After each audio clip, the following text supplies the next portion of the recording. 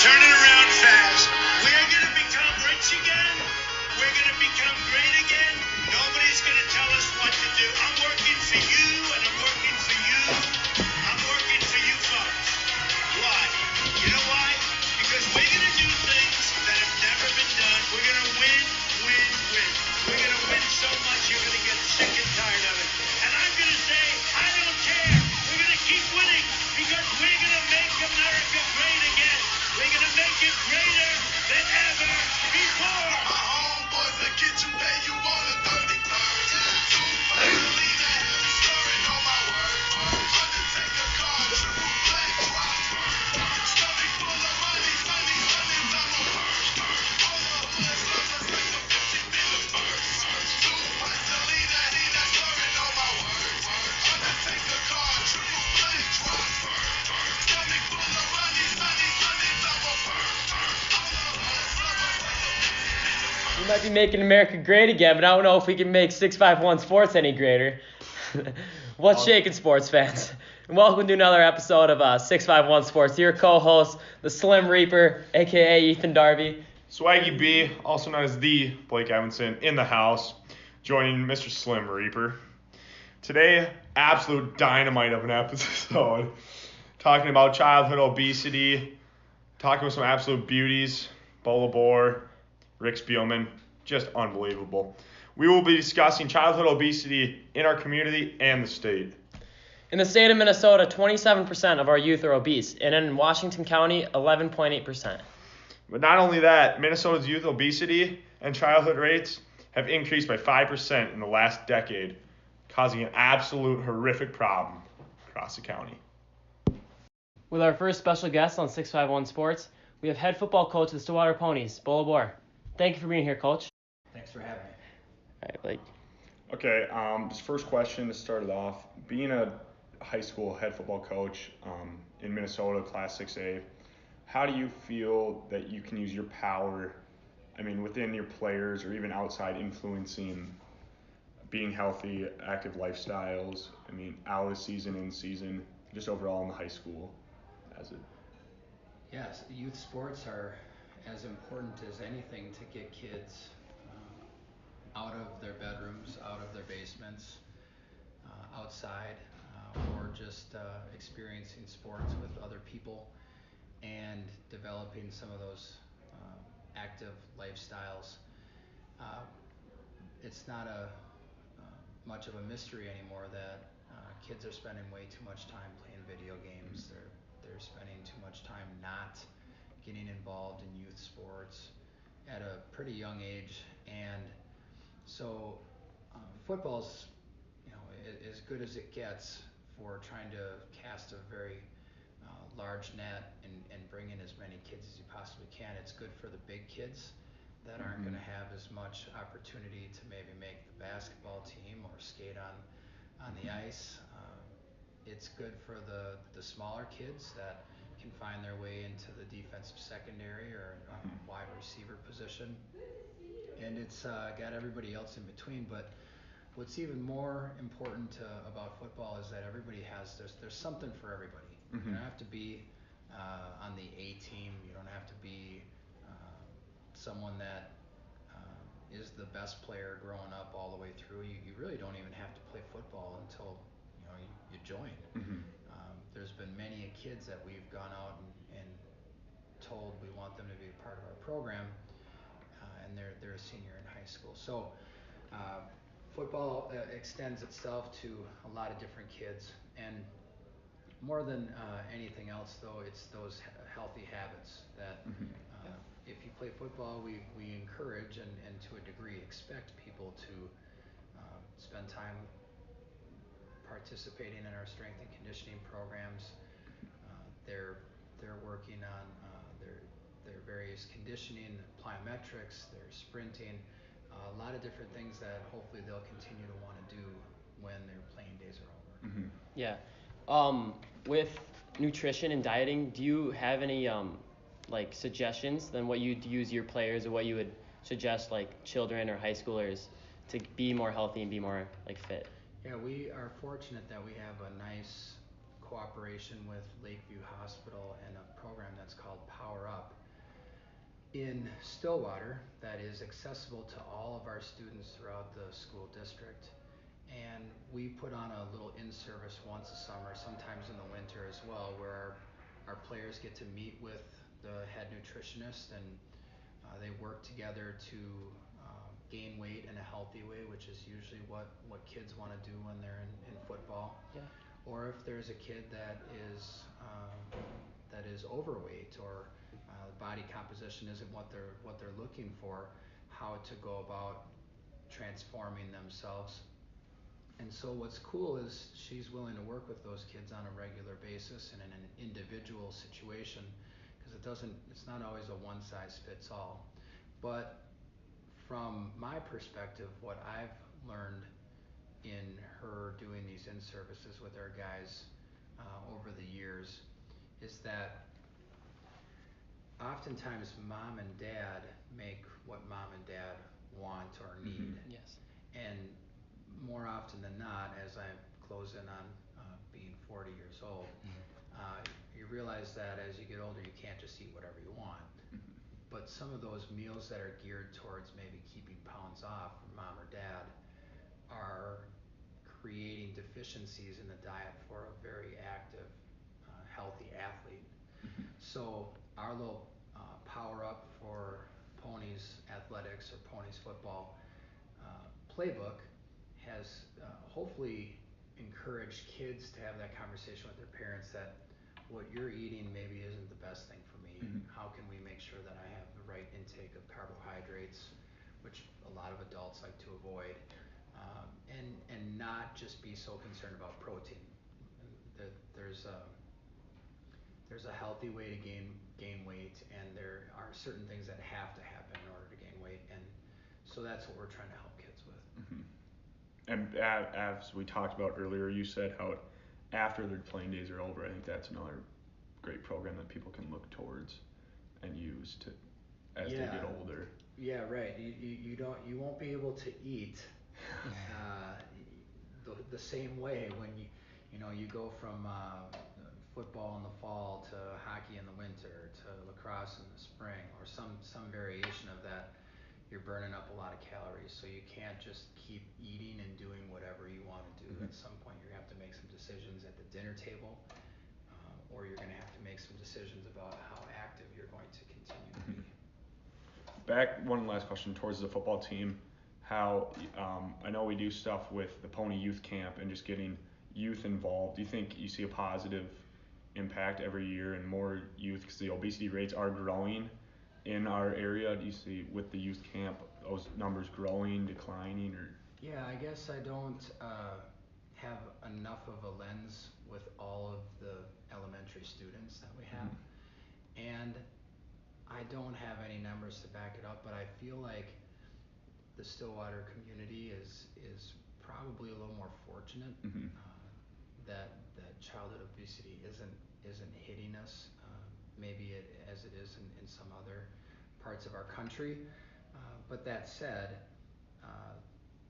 the way we set up our youth camp is to try and bring the backyard to the kids. I feel that our kids nowadays are missing out on some things that were really important to me growing up, and that was just playing pickup ball. And we played pickup games in football, basketball, street hockey, boot hockey, wiffle ball, home run derbies. I mean, we were always making up our own games and playing them without any adults around, and that has changed, and there's no doubt about it. But that said, I try to bring the backyard to these kids to let them kind of be a little bit in charge of their own game, but at the same time get a high school football player in front of them and let them be a model. And so I think as important as it is for those kids seeing healthy, happy kids with football, it's also important for our high school kids to have an opportunity to give back and teach them something about the game or something about life that hopefully that'll help them as well. All right, well, yeah. I don't know that I could make a lot of assumptions about childhood obesity and the connection to the youth football program, but I could tell you that I've seen seen a lot of kids come through this program, and I know that I think that the overwhelming majority, and even some data to back it up, leave a stronger person psychologically, emotionally, mentally, but they look different physically as well. Yeah. We've had a lot of great success stories with kids that have transformed what their body looks like, and that includes kids that were, first team All-State offensive linemen like Peter Palachek, and that includes Nathan Gillette, who was a kind of a soft, pudgy 10th grader in my world history class, and was a physically fit and confident senior who didn't play a whole lot of varsity football, but was better because he was on the team. Well, yeah, thank you very much for being here on this and helping us out. Yeah, good. It's a wonderful topic, and I hope that you guys can shed some good light on this subject. Thank you very much. You. Off to a quick commercial break, but stay tuned, as our next special guest is Vikings General Manager Rick Spielman. Real smooth. Why you always say that? It's like my tongue just did a finger roll, and then the Gatorade flow gave it a high five. Real smooth. Whoa. Gatorade flow, all the flavor with a smooth finish. Look at here. Yeah. Hi, kid.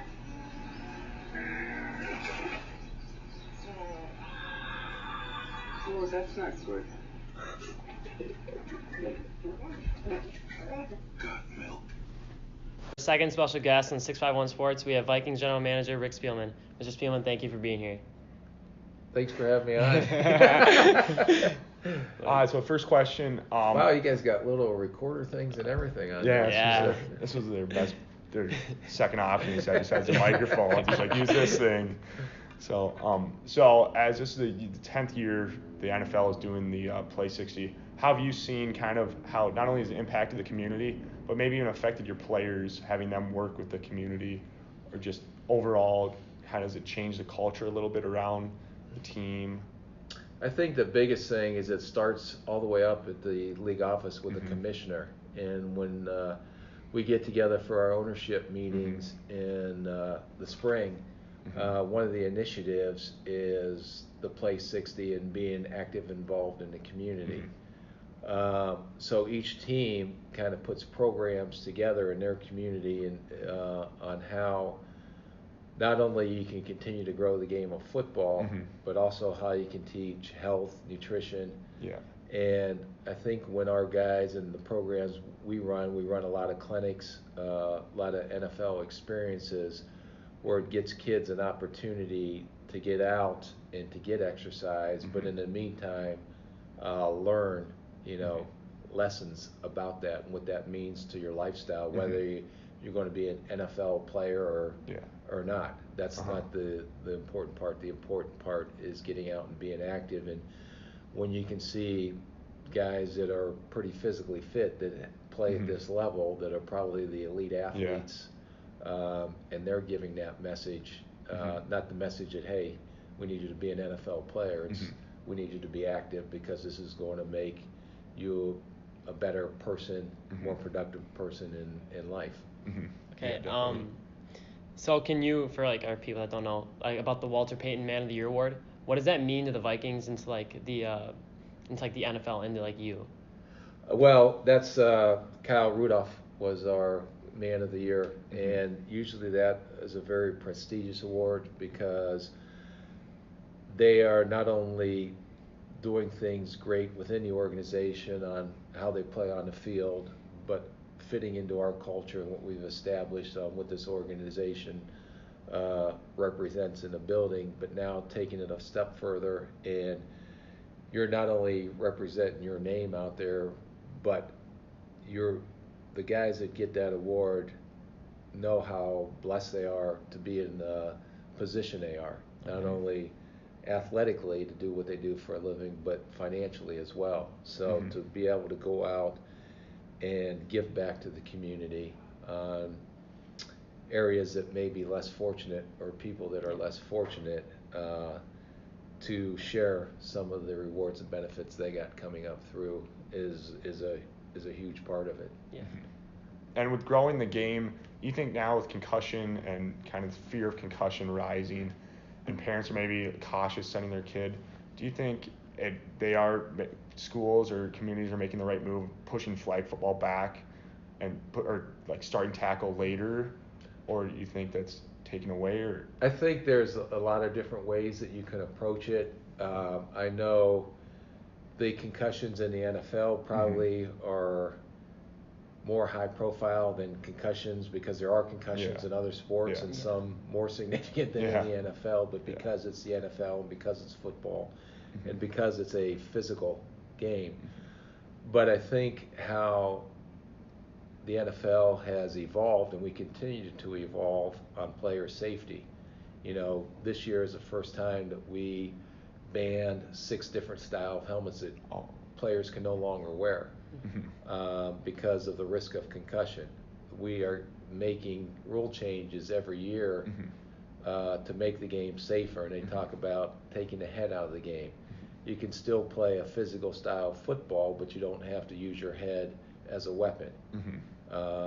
And so every year that we get together again at our ownership meetings and we make all these different rule changes, it's the idea of making the game safer, but still, it's always going to be a physical game. But how, as we set these new rules, and you see it start to go down to the college, then you see it start to go down to the high school. So as we set the tone on making the game safer, and it even gets back to when you were talking about flag football, when is the right time to start playing contact football? But at that level, at the youth level, what are they being taught? And so now there's USA football, and all these coaches taking these clinics just to teach the right technique. I mean, there's a way to tackle, there's a way to block, there's a way to play the game the right way without trying to minimize the risk of concussions by taking your head out of the game. So besides Play 60, what are any other organizations that the Vikings are in to help improve the community?